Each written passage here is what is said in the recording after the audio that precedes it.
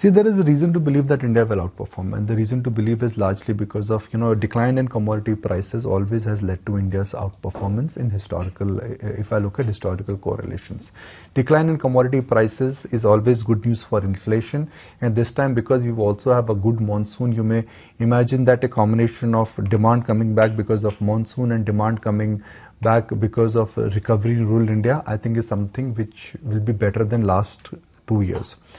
See, you do have a factor of low commodity prices which will have an impact on inflation, and inflation I think is the biggest talking point. We know that Reserve Bank of India has been tightening the liquidity noose, so to speak, and that surely will have impact on the way commodity prices would move in the near term. Or how inflation would move in the near term and what RBI will do in terms of liquidity. So you put all those factors together, you can actually make a case for India to outperform. But what should be the playbook for next couple of days? You definitely should avoid IT and commodities. Global facing sectors, I don't think you should really buy them in this fall.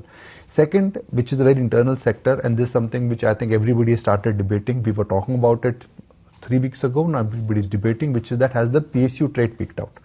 Whether it's defense, railways, or combination of some other banks, has the PSU trade really peaked out?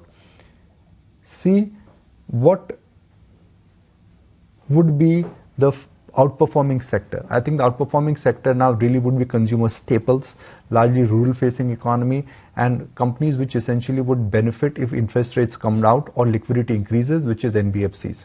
So avoid IT, PSU, question mark there in terms of trade. Consumer staples and NBFCs, I think, would become the port of call for next few days.